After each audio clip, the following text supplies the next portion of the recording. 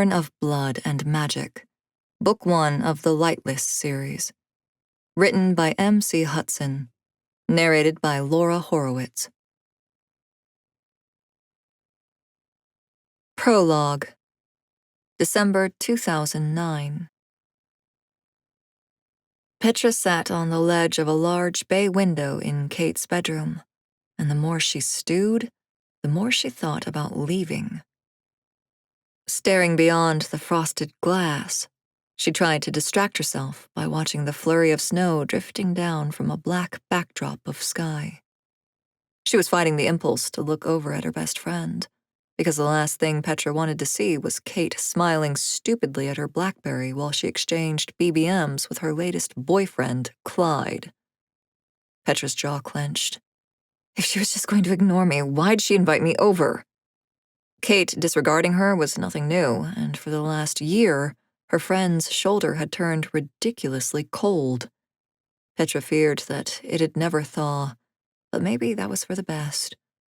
After what had happened, maybe it was impossible to go back to how things were. They used to be inseparable, and they got on so well that they could finish each other's sentences. Back then, no one could make Kate laugh the way Petra could, and no one understood Petra the way Kate did. It's crazy how one night can ruin everything. Petra sighed. Suddenly, she was more sad than angry, and her heart ached like a pin had pricked it. Everything had gone to shit on New Year's Eve. Instead of a hopeful beginning, it had marked the start of their end. Sure, Petra and Kate still hung out all the time. They did share the same friend group. However, ever since that night, Kate avoided meeting Petra's eyes.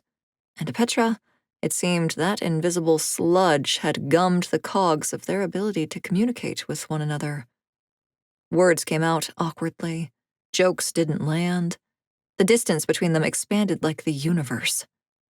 Their friends were all very much cognizant of the shift in Petra and Kate's dynamic.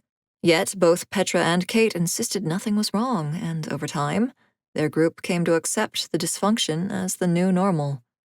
All except Georgia. Georgia didn't know how to leave things alone, and she kept digging for the seed of their discord. But Petra wasn't going to tell Georgia anything, and Kate's lips seemed tighter than hers. When considering everything, Petra had been more than surprised when Kate had approached her with an invitation to sleep over and catch up on a few episodes of their favorite anime series. "It'll be like old times," Kate had promised. "Old times my ass." Petra snorted and crossed her arms. Her irritation mounted again as her thoughts turned back to Kate's relationship with Clyde. The only solace Petra had was that Kate grew bored easily and was quick to cut ties with love interests. Clyde likely wouldn't last a month. Still, his very existence grated on Petra's nerves. If only Petra could hit rewind. Then she could change the past. Then Petra could have her best friend back. Then Petra wouldn't be in love with Kate. Unfortunately, there was no such thing as time travel. Petra bit her lip as she recalled the events of that fateful night. How she had confessed to Kate that she was gay, and how Kate had arched an inquisitive dark brow before telling Petra to prove it. "Kiss me," she had dared. Before that moment, before their lips had touched, leading them down a thrilling yet awkward exploration of each other, Petra had only thought of Kate as her childhood friend. Ever since, however, Petra's thoughts about Kate were anything but friendly. Petra didn't like that her mind was consumed with thoughts of Kate. More than anything, she wished she could block them, as she was discovering that unrequited love was possibly the most helpless state to be left stranded in. While Petra kept telling herself that one day the feelings would pass, she also feared that she'd go on forever examining past interactions with Kate, searching for any signs of reciprocated affection. But, so far, there was nothing to find. If anything, Kate had only shown Petra how much she was trying to forget. Unable to resist the pull any longer, Petra looked away from the window to peer at Kate. Instant regret punched her in the stomach. Sure enough, Kate had that dumb, love-struck look on her face. Her bright brown eyes were glued to the phone as her thumbs deftly typed on the miniature keyboard. Clyde's a tool. What does she even see in him? Rolling her eyes, Petra hopped off of the window ledge and shoved her hands in the front pockets of her jeans. I think I'm going to call my mom to pick me up, she said. Cait lifted her face from the glowing screen, and she let the device slip from her slender fingers onto the mattress on which she sat with her legs crossed. She frowned. I thought you were sleeping over. And I thought we'd be watching Bleach. Petra shrugged. Just remembered I have some stuff that I need to do. Petra was proud that her tone came out even and calm, like she didn't give a fuck. She'd gotten quite good at feigning indifference, but the act was tiresome to keep up. Cait pouted in the cute way she did when she didn't like an answer. Like, I don't see what could be so important that you'd want a jet in this weather. It's not snowing that much. Ugh, you're so annoying, Cait whined, dropping onto her back on the bed. Don't sit there and pretend you care if I leave. Irritation crept into Petra's voice. From where she lay, Cait's brown eyes narrowed on Petra. What's that supposed to mean? I got here like an hour ago and you didn't even say hi. I totally said hi. Petra shook her head. No, you didn't. You've been on your fucking phone chatting with Clyde this whole time. First, there's no need to yell. Second, I'm not chatting with Clyde. I'm talking to Georgia, Cait said, rolling off her bed. She moved toward Petra until they stood toe to toe. And it isn't like you tried talking to me. You've been sulking since you arrived. I don't sulk. You totally sulk, like all the time. You've got the worst temper ever. It's a wonder I put up with you, she said, chuckling softly. At the sound of Cait's laughter, Petra felt a rush of warmth blossom across her chest. She looked into Cait's eyes, framed by perfectly curled lashes, and her heart raced while her fingers itched to cup Cait's face. Every fiber of Petra's being sought to lean forward and capture Cait's mouth with her own, but she didn't have it in her to act on her desires. It was too much of a risk. She feared rejection too much. Petra's shoulders slumped. Petra? What? Cait tucked a lock of her black hair behind an ear and bit on her lip. Do you ever think about New Year's Eve? Petra's pulse quickened. All the time. Look, I know we laughed it off and... Cait's gaze dropped, and she wrung her hands. I know we blamed it on the vodka we pinched from your mom's liquor cabinet, but... But what? Petra asked, her heart hammered. Sometimes I think about it. Actually, I think about it a lot, Cait admitted. She blew out an exaggerated breath of air and continued, saying, Anyways, Georgia told me that if I didn't tell you, she'd rat me out. So here's me being honest for once. Okay, I'm just going to say it. Petra, I think I might be in love with... Petra didn't wait for Cait to finish. She kissed her.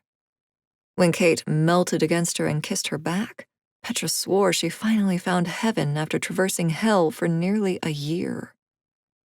Petra groaned, wrapping her arms around Cait's waist to pull her in closer. The two teenagers soon found themselves topless and intertwined on the bed. And that's how Cait's mother found them. Shrieking, the pious Ms. Chen stormed into the room with a red face. By Christ, get off my daughter, she shouted, fanning her flushed face with both hands. No, this is not happening. Embarrassed and freaking out, Petra quickly found her shirt and pulled it over her head. Meanwhile, Cait pulled the bedsheet up to cover her bare chest. Tears brimmed in Cait's brown eyes as her mother continued to shout and make a scene. More than anything, Petra wanted to console her friend, but Ms. Chen was not having any of that. Ms. Chen wanted Petra to leave immediately. Petra was banished to the foyer to await pickup from her own mother while Ms. Chen continued to scold her daughter upstairs. Petra sat on the narrow bench near the front doors while she waited. The argument upstairs continued and was mostly audible. Petra wished she couldn't hear it. She didn't like the vehemence in Ms. Chen's tone that was normally warm and inviting. The evident pain in Kate's voice made Petra's heart sink. "How did you turn out like this? I raised you to be proper. I raised you to be good," Ms. Chen cried. "I don't even recognize you." Kate must have mumbled something her mother didn't like, for Ms. Chen's next words were, "I forbid it! I forbid you to see her. Give me your phone, now! You are grounded!" "I hate you!" Kate wailed. A door slammed, and then Dumpling, the family toy poodle, began to bark and howl. Petra's gut wrenched as the dread built up in her system. Her own mother was a devoted Catholic and shared similar views to Ms. Chen. As the minutes ticked by, her leg bounced and the feeling of unease in her stomach intensified to the point where she felt sick. This was not how she planned on coming out to her mother. In fact, it had never really been her intention to come out to her. When Petra Malkovitch finally arrived, Ms. Chen launched into a rant. Her usually kind face fumed with anger and spittle flew from her mouth as she went on and on about how Petra had defiled her sweet and innocent Kate. All the while, Petra's mother stood erect and unmoving like a mountain, almost appearing calm. But Petra knew better than to mistake her silence for anything other than fury. Hilda always got really quiet before losing her shit. She was like a bubbling volcano just waiting to blow. It was not until they stepped out into the cold and the front door slammed behind them that Hilda erupted. "I did not raise a sodomite," she spat, stomping through the snow that had built up on the walkway. "You will repent for your sins, and this cannot happen again. Do you understand?" Petra stopped walking. She felt her eyes prickling with tears. "That's not how it works, Mom." Hilda turned and cast her daughter a disdainful look. "God did not create a woman to lie with another woman." "Good thing I don't believe in God," Petra said, tears running down her face, dripping from her chin. "Who are you? You cannot be my daughter." The look her mother gave her then was steely and sharp as a blade. It cut Petra deep. Turning away, her mother continued to sputter insults while trekking through the snow. Petra noted that Hilda's silver BMW was nowhere in sight, and the narrow residential streets were crowded with parked cars that were quickly disappearing under growing mountains of snow. Petra stood, arrested by her feelings, and watched as her mother stormed around a corner and disappeared beyond a tall wooden fence. Even as the snow continued to pelt against her face, burning the tips of her exposed ears, and the cold soaked through the thin canvas of her Converse sneakers, annoyingly wetting her socks, Petra felt that there would be nothing worse than climbing into the warm cabin of her mother's sedan. The car was too small for the two of them, and the 10-minute drive back home was sure to be an eternity filled with Hilda citing Bible verses and uttering phrases meant to shame Petra out of who she was. For a second, Petra wondered about Kate, whose mother was almost as bad as Hilda. She doubted that the night's debacle would change a thing between them. If anything, Petra felt that the conflict would only strengthen their feelings for each other. After all, Petra and Kate had initially bonded over the dysfunction of their families. According to Kate, Ms. Chen had always been a zealous evangelical. Hilda, on the other hand, only began to frequent Mass after the death of Petra's father. He'd died in a car accident when she'd been 8. A drunk driver had run a red light, T-boning her father's vehicle. Petra had taken his passing hard, but Hilda had taken it worse. A newly minted widow, Hilda had latched onto the church for stability. Fellowship became the pill to ease her grief, and just like a drug, religion consumed her. Even so, Petra was sure Hilda's love for her trumped any devotion to the church. She'd not be forsaken for being gay. Her mother would come around, someday. Hopefully. Just then, her mother's cry rang out into the night, breaking Petra's train of thoughts. She broke into a sprint, fearing her mother might have fallen on ice. Sprinting past the fence, Petra rounded the corner. She spotted the silver sedan and then she froze, but not from the cold. The creature straddled her mother's torso, its face buried in her neck. In the dead of night, the smacking of lips sucking on flesh was a terrifying soundtrack that was louder than the howl of the wind. Petra's mind screamed at her, telling her to flee, telling her that she'd be next. But trembling was the only movement her body remembered. Even her breath caught in her throat. The monster tore away from its prey with a hiss. Blood dripped from its mouth in globs, staining the grayish slush on the road. Sharp fangs glinted like razors in the dim streetlights. No white could be found in its obsidian eyes. The frightful sight imprinted on Petra's psyche and would haunt her for years to come.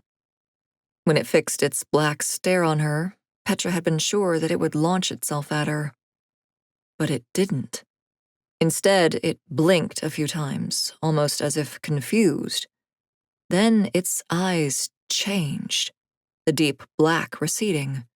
As its fangs retracted, its crazed expression dissolved. And when it stood, wiping the blood away from its mouth, Petra saw it was a pretty black girl, about her age, looking back at her. The monster girl dropped her gaze to the unmoving body at her feet and made a face that was indiscernible to Petra. "I'm so sorry," the creature whispered, so softly that Petra decided she must have misheard. And her eyes had to be tricking her, too. Vampires didn't exist, and her mother couldn't be dead, not when she'd already lost her father. Fate would never be so cruel. But when the creature fled with unnatural speed, Petra was left alone on the empty street, and the truth began sinking into her bones like the cold of that night. Everything suddenly seemed so quiet, the blanket of snow muffling the world. Relearning how to move, Petra's legs were stiff as she crossed the street. Tears welled in her eyes when she took in the blood pooling around her mother's head, mixing with the slush. Hilda's face was so pale, and her lips were blue. A cry tore from Petra's throat, and the weight of her sorrow drove her to her knees. Chapter 1. Spring 2019. It was dinner time at the Finch residence, but Vi had no place at the table. For the last 10 years or so, since the age of 15, she'd been presumed dead, and while Vi found the duplicitous act painful and onerous to keep up, it was better for everyone if she stayed missing.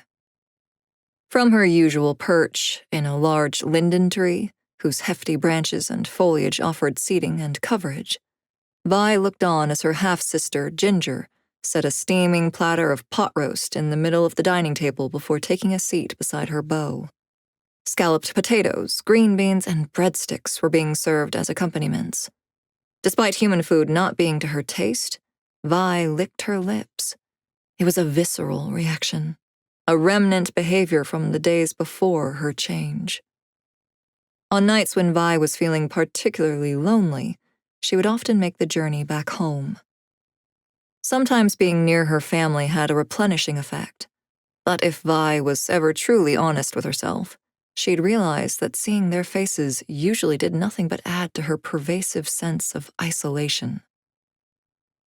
Through the brightly lit window, Vi watched as her father piled his plate high with meat, potatoes, and breadsticks. Unsurprisingly, he avoided the veggies. Vi worried about him. Over the last few months, he had grown quite thick around the midsection, but at least he had cut the booze. The more Vi thought about it, a little weight never hurt anyone. What really mattered was that his color was back, and he seemed to laugh a lot more lately.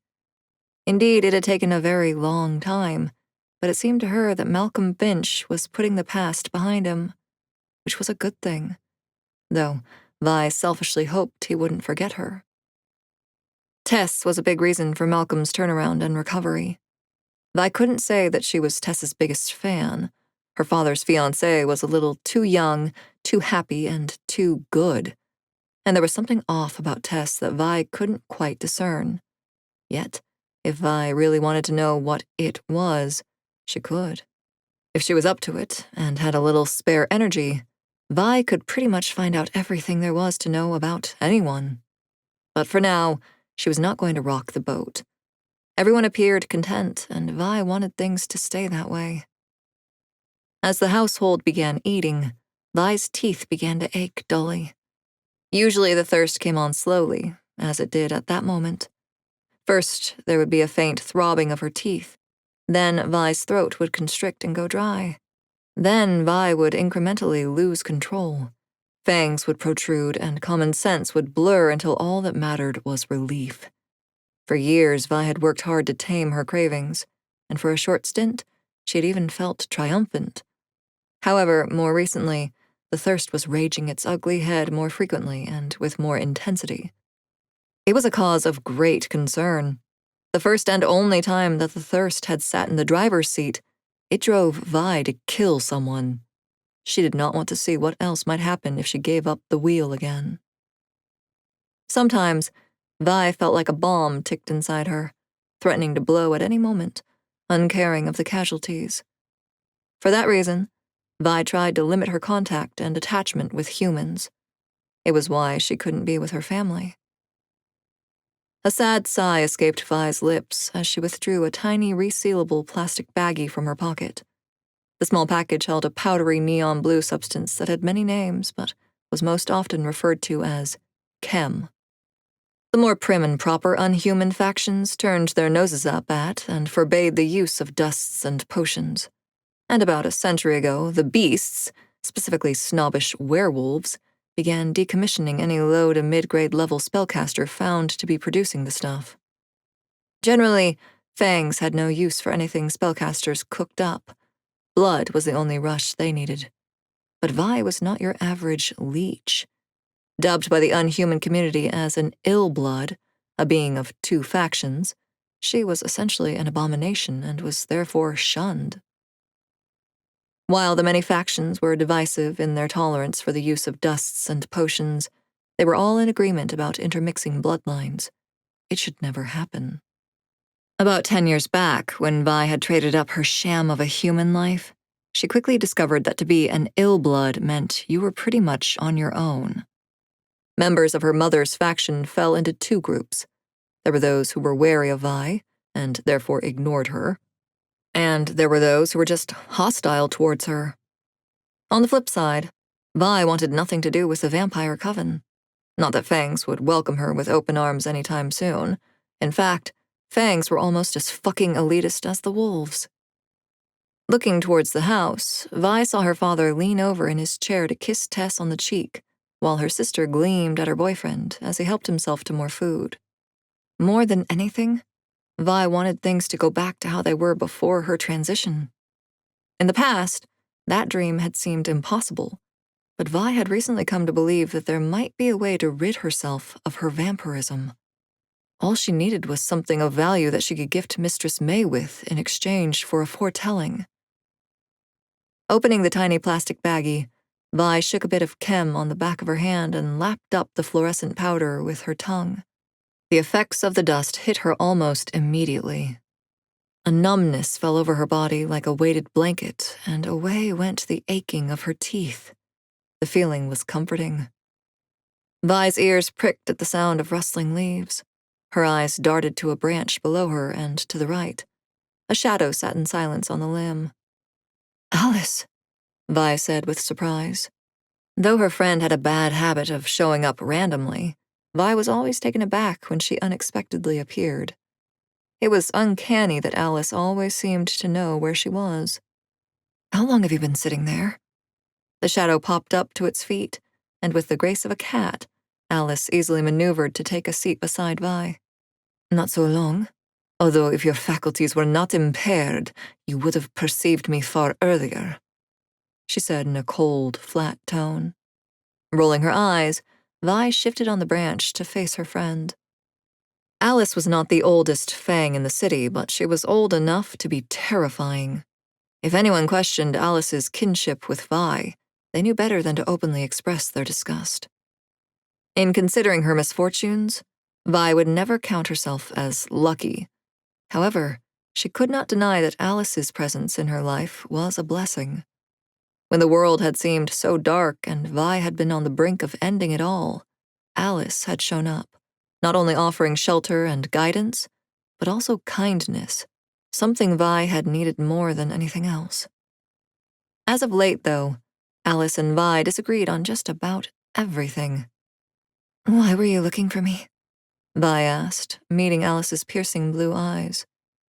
While she was over her infatuation, she still felt the tug of lust as her gaze took in the beauty of her friend's face. Vi often mused that Alice had the look of a vampire love interest in a Hollywood flick. With her porcelain complexion, full lips, and killer cheekbones, Alice was devastating. She was smaller than Vi and had a thin frame. Her short blonde hair was always styled the same, slicked back.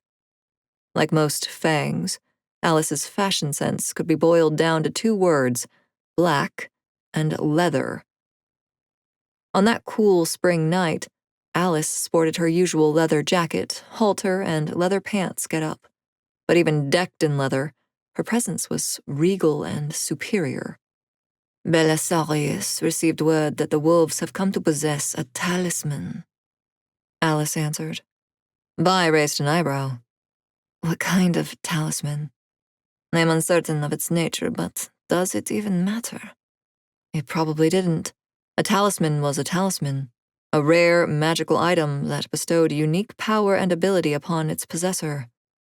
One of Vi's earliest lessons from her mother had been that power was everything, and that securing more was the true mission of each faction. "So, the wolves have a new talisman. Whoop-de-doo. And I care why?" "It crossed my mind that if you obtained this talisman and gifted it to Belisarius, he might grant you a place within the coven," Alice responded. Vi snorted. "You know I want nothing to do with the coven." "Yes, but it is unwise to remain unaffiliated. There is safety within a collective," Alice said. "Are you aware of what is transpiring in New York?" Vi nodded. She had heard rumors about a planned coup, but she'd never thought they carried any weight to them. After all, Silas, the coven leader in NYC, was very, very old, and thus freakishly strong. And apparently it was a renegade of younger fangs, with ambitions of outing their existence to the human world, who were leading the movement. "Why does it matter what is going on over there?" Vi asked. "I am being sent to New York, and I do not know when I will be back," she replied. "I will not be here to watch over you." Vi shook her head in disbelief. She couldn't believe that things were that bad. "Is Belisarius shipping you there to back the resistance or support Silas?" Alice ignored the question and returned to their previous topic, saying, "It is dangerous to remain unaffiliated." "You worry too much," Vi said with a shrug. "Besides, it's been over 9 years since anyone's made a try at me." Pale blue eyes narrowed on her. Alice's mouth was set in a tight line. "You worry too little." "How many times do I have to say it until you get it? I don't want to join the coven. I don't want to be another henchman for Belisarius. I won't be forced to do things." Like drink human blood. Vi crossed her arms. "Foolish girl." Alice's eyes flashed with annoyance. "Like it or not, Violet, you are a vampire. With every year your power grows and your hunger grows with it. Before long, your diet of squirrels, hamsters, and rats will not suffice. Your sickness and aversion is all in your head. Make peace with what you are. Your denial is not serving you." Vi's fists clenched. "I am not in denial. I have a plan." "I will not listen to you prattle about time travel again," Alice said, holding up a hand. Her blue gaze fell to the home with its brightly lit windows and its inhabitants. "It is as if you are addicted more to your own misery than to Chem." "You're such a killjoy." "No, I am pragmatic," the vampire corrected. "There is no cure for vampirism, and the hourglass likely does not exist. Surely it would have been found already if it did." "May knows something," Vi said.